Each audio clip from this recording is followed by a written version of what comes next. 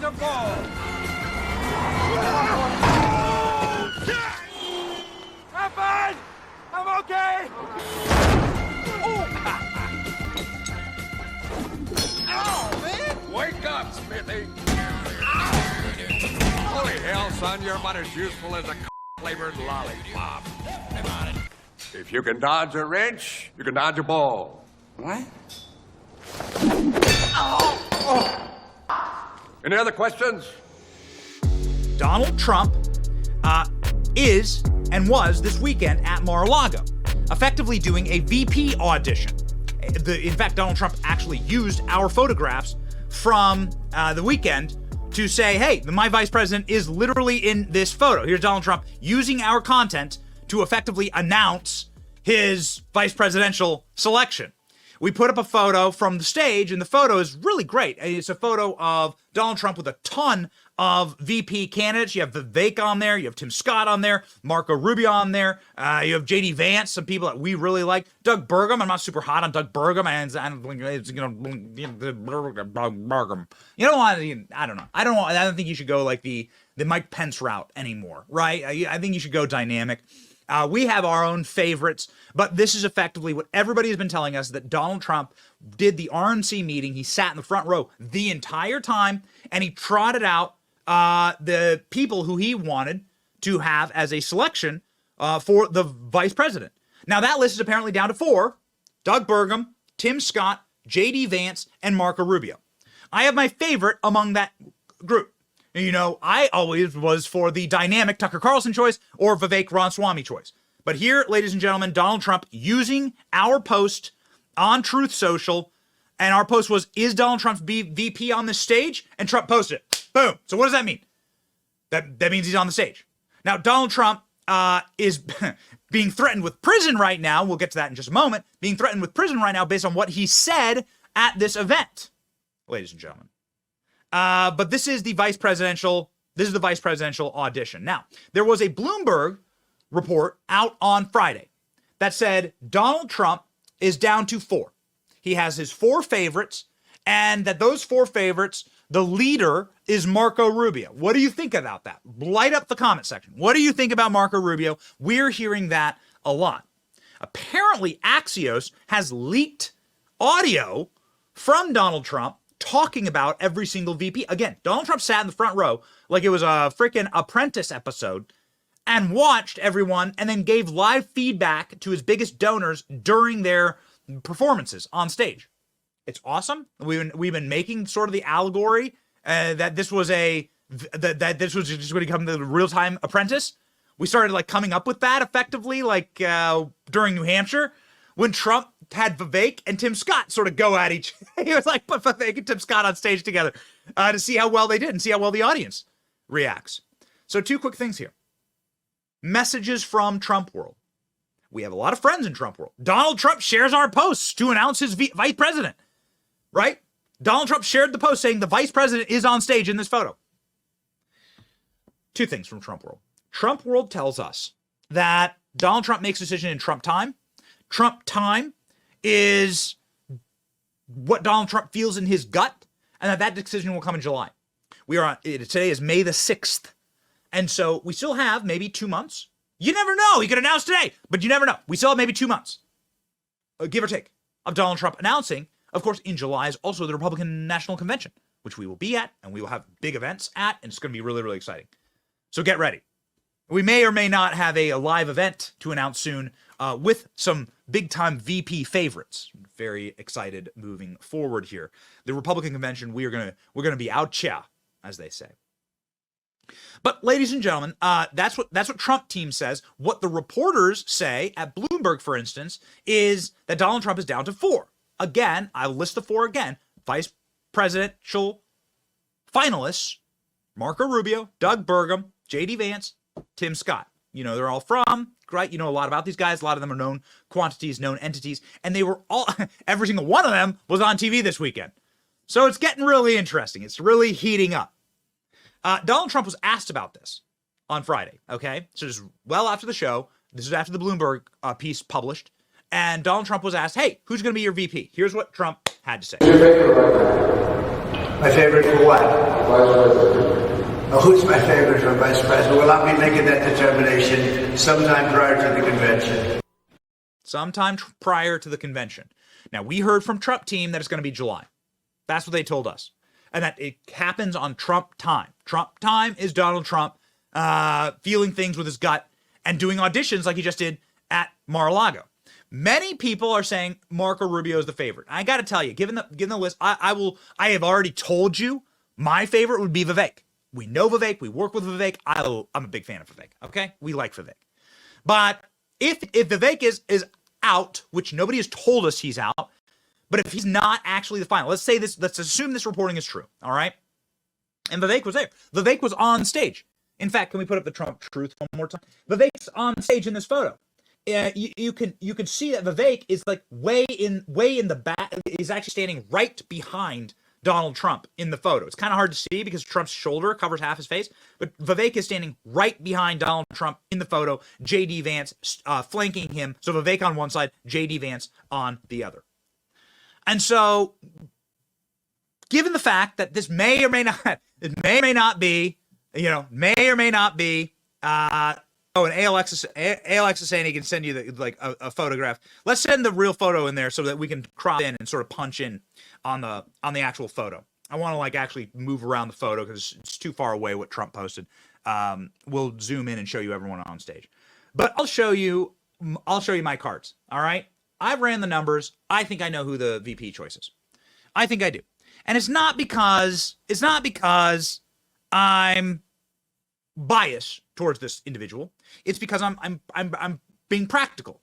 Now, I have done work with Marco Rubio, meaning Marco Rubio and I, when he was running for president in 2016, I went and I did interviews with him. We filmed some campaign video, some videos, some funny content, internet content. Okay, it was a very different landscape back then. A bunch of people running for president, and I was like, all right, we'll film with Marco Rubio. I really have nothing, and to this very day, I have nothing against Marco Rubio. You can see on stage here a number of members of the House. There's Donald Trump's daughter-in-law, Laura Trump. You see Marsha Blackburn there. You see Vivek sort of hiding over Trump's shoulder. J.D. Vance. There's Tim Scott along with Speaker Johnson, Total Trader, and Mike Lee, Doug Burgum, and Elise Stefanik. And rounding out the corner there is Byron Donalds and Michael McCall. Yeah. So we have members. So we have sort of members of the House, sort of very, very centric. This is a very unity party photo. Okay, it's a very unity party photo. Oh, Rob Blagojevich. Okay. All right, that's a random piece. Now that's random. I wasn't expecting Rod Blagojevich, but there he is. He was pardoned by Donald Trump, the former governor of Illinois. So I'll tell you this. My favorite is Rubio, given that list, assuming that list is correct, because Marco Rubio is going to be, take a step back. We want to win, okay? So I don't want to lose as an America First conservative. I want to win as an America First conservative. I want to win. Winning is essential. We should win on our principles. That is what we must do, and that is what the show is all about. The show is not about controlled decline. Those were the campaigns of John McCain, Jeb Bush, Mitt Romney. You want controlled decline? I'll show you controlled decline. Mitt Romney, John McCain, Jeb Bush. That's controlled decline. All right? They are the candidates of controlled decline. Chris Christie running for president this year. Controlled decline. Nikki Haley, controlled decline. They're the candidates of putting the pillow quietly over the face of the Republican Party while we're in our sleep. We don't want that. We want to win. And so winning is essential. And so I'll explain to you really quickly why Marco Rubio is my favorite. Go right down the top of the list, okay? One, there are 80 million at least Latinos in America right now. Let's just set all that aside. It is absolutely, without question, the fastest growing demographic in America. There's a lot of arguments as to why, like the open border and so on. But that demographic is real. That's real, right? Marco Rubio regularly goes on Univision and can do full interviews in Spanish and can speak to those people and connect as a first-generation immigrant himself. Okay? Marco Rubio has run for president before and was a staunch ally with Donald Trump. He is the ranking member on the Intel Committee in the Senate. Some might say that's a really bad thing. I would argue that's a good thing to protect Donald Trump's flank from these people. You could also look at Marco Rubio and say, hold on just a second. Like, this guy was ushered in with the Tea Party movement. He has not betrayed us in the Senate. He has been a stern and staunch ally of Donald Trump. And he's somebody who is younger, who, like, is just not Mike Pence, who is about as exciting as the paste inside of the tube of toothpaste, but like toothpaste that's not like the sparkly unicorn flavor, like the toothpaste that's like the plain white toothpaste from 1800s. All right? That was sold with the Coke bottle that still had cocaine in it. Now that's exciting. The toothpaste, like, is Mike Pence. It's white bread. Like, Marco Rubio is more dynamic, is more interesting. I've worked with him behind the scenes. I'm not saying this. I don't know. I can't call Marco Rubio. I'm not his best friend. I'm just saying this. If you run the numbers, that Marco Rubio, like, versus Kamala Harris? Like, are you kidding me? Nobody likes Kamala. Kamala Harris' own husband doesn't like Kamala Harris. Nobody likes Kamala Harris. Joe Biden doesn't like Kamala Harris. Nobody likes Kamala Harris. Black people certainly don't like Kamala Harris. I go and I talk with black people on the show. We do videos about it. I ask them what their favorite thing about Kamala Harris is. Nobody can say anything. Nobody knows anything. Kamala Harris is not a net positive for Joe Biden. She's a humiliation. Whereas Marco Rubio, I think, could actually effectively message Donald Trump's America First policies to the people that are in America, the fastest growing demographic, which are Latinos in this country, make up to at least 20% of the country right now. And I think that's smart strategically. So that's my take on this. And I think that that's why, and this is what finally pushed me over the edge, and I did a video on this last week. What pushed me over the edge is that Donald Trump went and met with Ron DeSantis. Now, many people are like, yeah, unity, Ron DeSantis. Could it be Ron DeSantis as VP? Give me a break. No. But what does that mean as it pertains to Marco Rubio as a selection? Ron DeSantis is the guy who would replace Marco Rubio in the Senate. So the governor of Florida would pick the next senator. And I think that was actually the horse trade there. So Trump picks Marco. Marco Rubio runs with Trump, and then Ron DeSantis gets a Senate pick, which is a very powerful thing to get, right? Red state, red governor. He can like, Ron DeSantis can put up anyone he wants. That's when it finally clicked for me. Okay? I said, that's it. Race called. It's going to be Marco. So I started digging into the numbers, started digging into the data, and that's what makes me, like, side effectively with Marco Rubio there. All right? So that's what I see the landscape as right now. You may or may not agree with it. You may think it's a horrible choice. I'm not saying it's the best choice. I've been very public with you about, like, what I want, like, what I really wanted as a VP candidate, but there it is, okay? There it is. So here we go, ladies and gentlemen. Marco Rubio. Marco Rubio got asked about being VP this weekend. So Marco Rubio, who's been not really on camera that much as of late, suddenly starting to do all these interviews. And then he has this answer when asked about becoming Donald Trump's VP. Let's go. You're in Florida. You're spending time with President Trump. Everyone says you're on his VP shortlist, but that there may be a technical glitch with having two people from the same state when it comes down to an electoral college vote. Would you leave the state of Florida or change your residency if you were asked to join the ticket? Well, first of all, the vice presidential choice for Donald Trump is going to be made by one person, and that's Donald Trump. And all this other stuff is just speculation. And I get it. You know, political reporters have to cover political topics. The primary is over. The general's 6 months away. So they're going to speculate on the VP thing. Here's the good news. And I saw it this weekend. The amount of talent that we have in the Republican Party is extraordinary. He doesn't just have a bunch of choices for VP. He has a bunch of choices for cabinet. He's going to have an extraordinary group of talented people that can serve this country in multiple roles. And that's a decision he's going to have to make.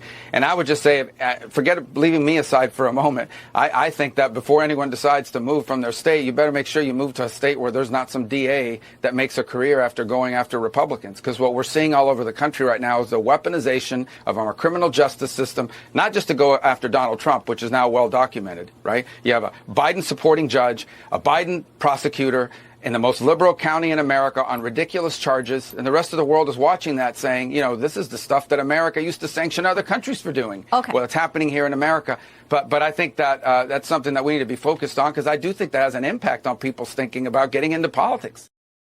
So, okay, I wanted to get to that clip because what you saw there, and we have a bunch of other VP finalists that were on TV this weekend, and we're going to get to all of them. But I wanted to get to that clip. I wanted to sort of set the table of the VP conversation, because the VP conversation is really going to be somebody who has to effectively message what Marco Rubio has been saying. Marco Rubio has been a guy who's been big on Latin American communism. His family, of course, escaped Cuba, and his family knows the pains and the sufferings of communism. That's why they're in Florida. That's why he speaks Spanish. Marco Rubio is somebody who literally suffered under these, what is happening to Donald Trump right now. And what's happening right now is Stalinism. Don't let anybody else use any other word. Lawfare. Shut up. Why are we so bad at messaging? It's lawfare. No, it's not, man. It's Stalinism. Call it Stalinism. All right? Here's what happened under Stalin. Stalin was an illegitimate leader of the Soviet Union. He wasn't supposed to seize power. He was just more ruthless, immoral, evil, and demonic. This demonic, evil, immoral man, as soon as he seized power, turned all the guns, metaphorically and literally, but the guns of the courthouses and the courtrooms in the Soviet Union on his political enemies immediately.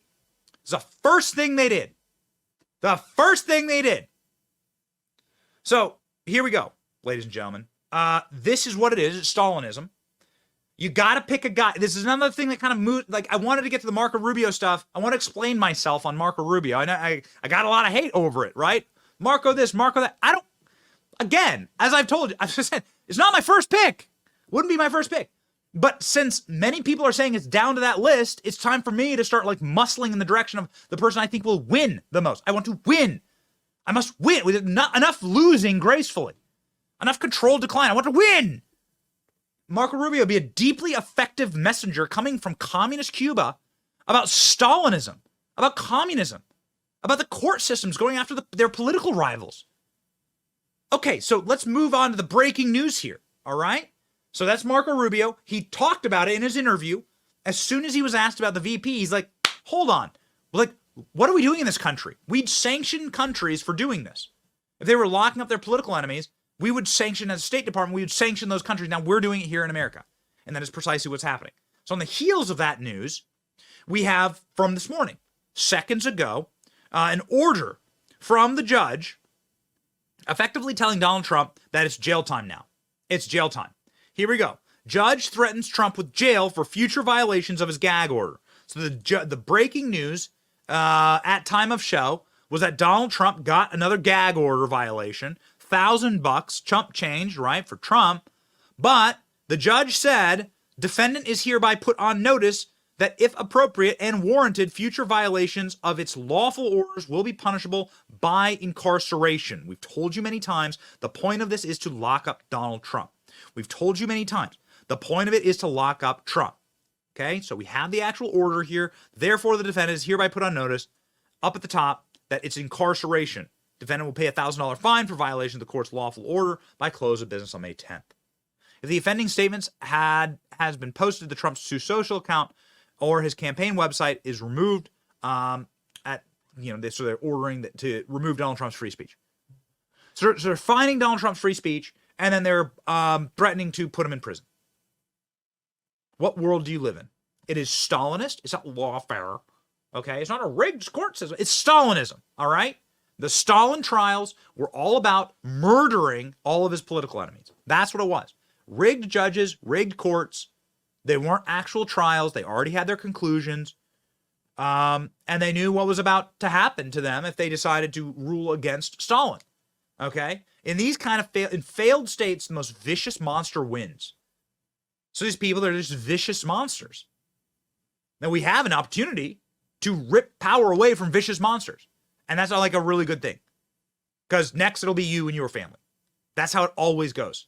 Once Stalin ran out of political enemies to persecute, he went on to the military. He went on through his generals. He went through all of the, all functions of society, working his way from high society all the way down to low society.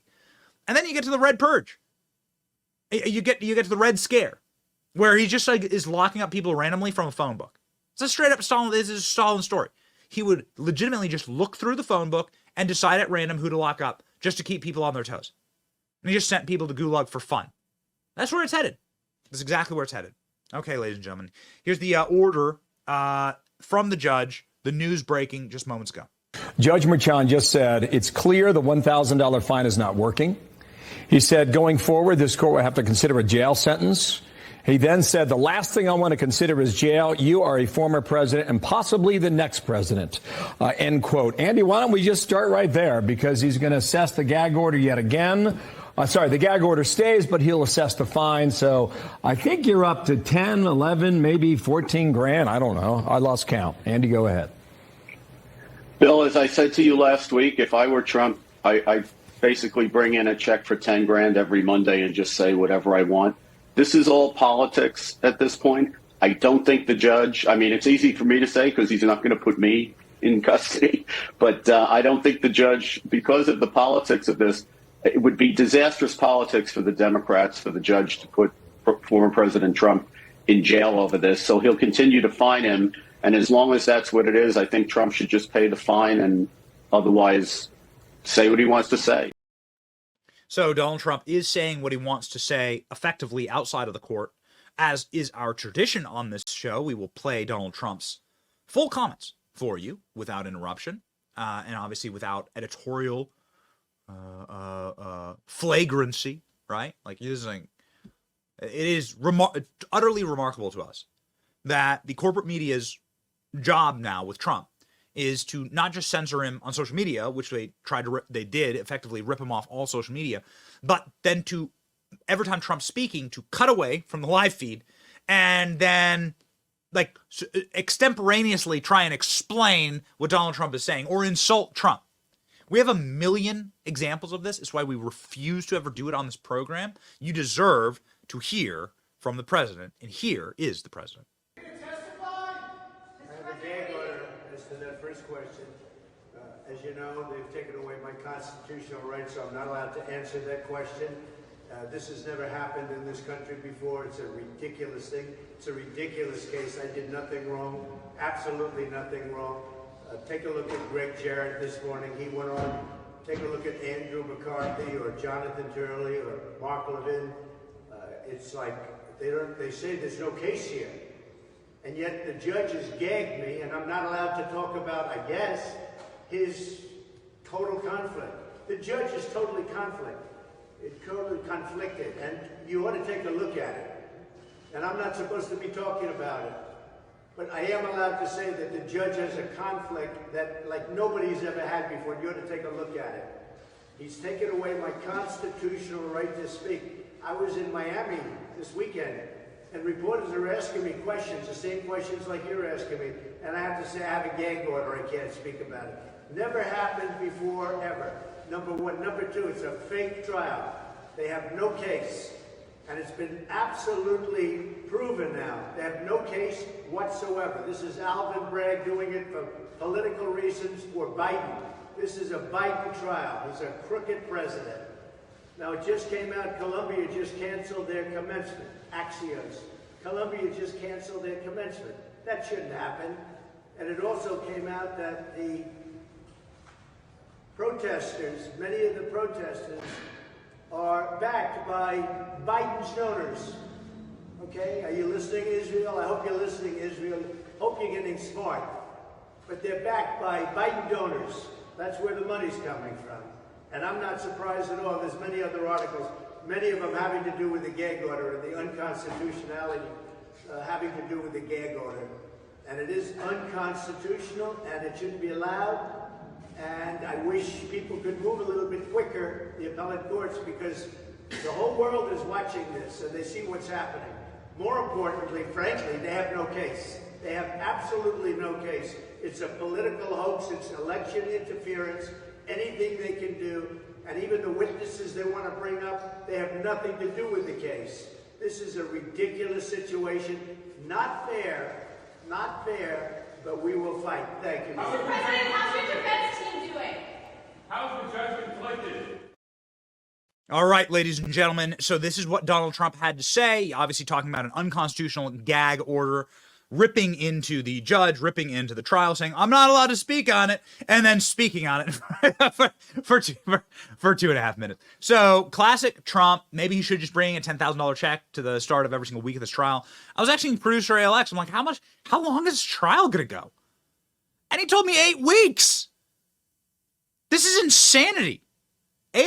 Producer Eli, so it might be 8 weeks of this trial. We are in week 3 starting today. And so people are starting as like pretty pissed off about this, quite evidently and obviously. And the longer this trial goes on, I think you're going to start like really seeing the erosion of the support of the American people. You are seeing Donald Trump clock in numbers that we have never seen before. Now, again, back to the VP. If Donald Trump is gagged on these orders, then it's really important that somebody's out there defending him and can speak on it. They're not going to gag Marco Rubio. They're not going to gag Byron Donalds. I like Byron Donalds. Big time Byron Donalds fan. I'll admit it. I'll tell you. I'll not keep anything from you. I'll tell you everything, every conversation that we have. It's my job to report back to you. It's our job to like get correct information and report back to you. I would love for Byron Donalds to be VP. Byron Donalds, complete baller. I think that Byron Donalds is going to be the next governor of Florida. That's what I believe. I think it's quite obvious, quite clear. We were at a wedding on Friday with a bunch of like Florida politicos, a bunch of like people from the Tallahassee world, right? And all these members of the House here in Florida, all these members of the Senate, the people from DeSantis' office. And the consensus there was that Byron Donalds is going to be the next governor of Florida. That's what everyone was telling me. I'm like, that's dope because I live here and because I like Byron Donalds a lot. But I also really like Byron Donalds as a surrogate for Donald Trump. He's so good on TV. He's so sharp in his critique of the Biden administration. And this weekend was absolutely no exception. Here we go. But this weekend, he was able to go down to Mar-a-Lago for a major donor retreat featuring a handful of prospective VP possibilities. I know you were there. Congressman, talk to me about the state of the Trump campaign, considering what they're up against when your candidate can't travel, can't do events, can't fundraise. Still looks like a very strong showing. What'd you see?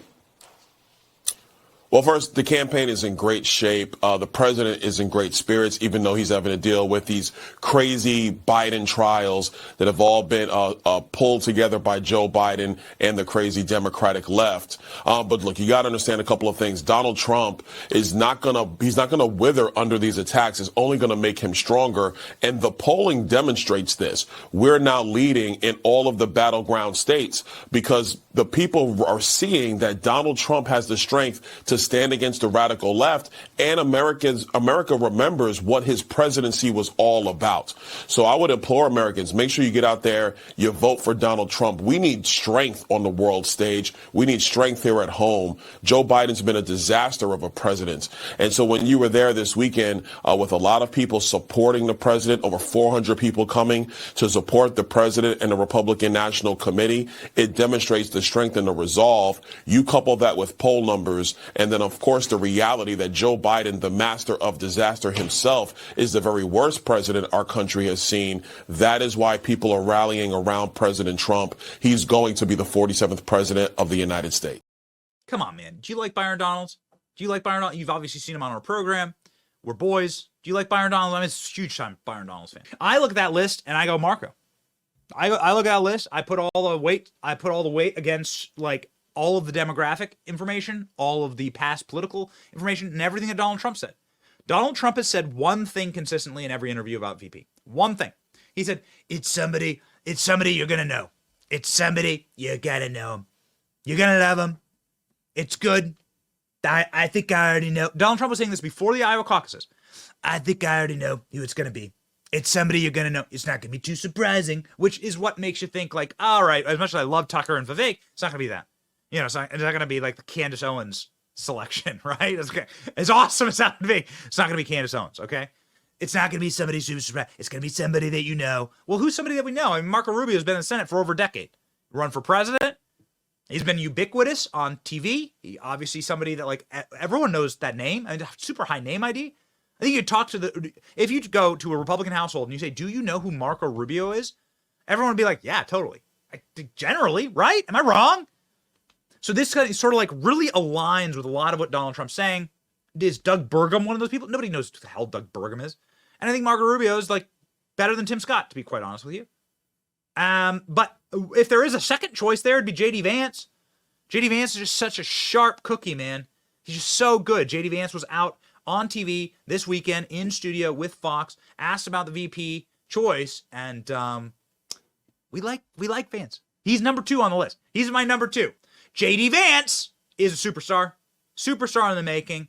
An epic senator from Ohio already, doing great work. Here's what he had to say about being VP.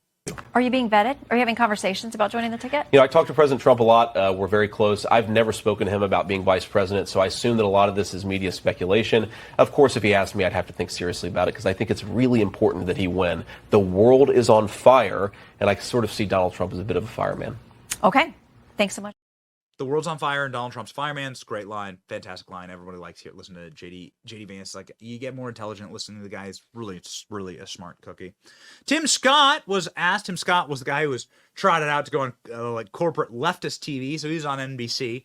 And Tim Scott, who did a great job on NBC, sort of like blowing up the talking points, was asked about being VP. And so here's Tim Scott from that short list. All right, that's presumably been reported. Here's what Scott had to say. With Donald Trump. But just to be very clear, it didn't come up at all? Do you think you're on the short list? No, ma'am, it did not come up. African American unemployment rate is 6.4 today. But what about being VP? What about being President Trump's VP? Did it come up at all? Do you think you're on the short list? I hope that the president will choose a person who helps the country unite and heal. I certainly expect to have a decision from President Trump in the next 60 days or so, but he did not bring it up. I certainly didn't bring it up. I'm excited that in this nation, a poor kid from South Carolina could rise to the level of being a United States Senator. It just tells me that all things are possible for kids growing up in poverty today. Listen to this show and know that all things are possible for your future. Okay, I mean, Tim Scott does this kind of pedantic campaign sloganeering, and so whatever, whatever. This is the job. So everybody who was on the VP shortlist did TV this weekend. Every single one of them did the same thing, demurred when asked about it. All right.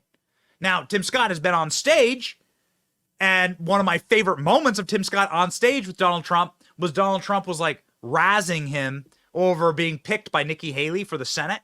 And Tim Scott had this reaction. Did you ever think that she actually appointed you, Tim? And think of it, appointed, and you're the senator of his state, and she endorsed me. You must really hate her. No, it's a shame. It's a shame. Uh-oh.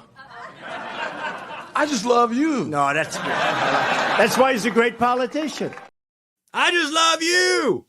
Again, we followed these things. We've done the math. We think it's Rubio. We think it's Rubio. The DeSantis meeting is what made me say, it's Rubio. Because DeSantis would get to a point. And so you got to make sure that you got, that's a horse trade. There it is. This is a Stormy Daniels level horse trade. Okay? Boom. DeSantis gets to a point.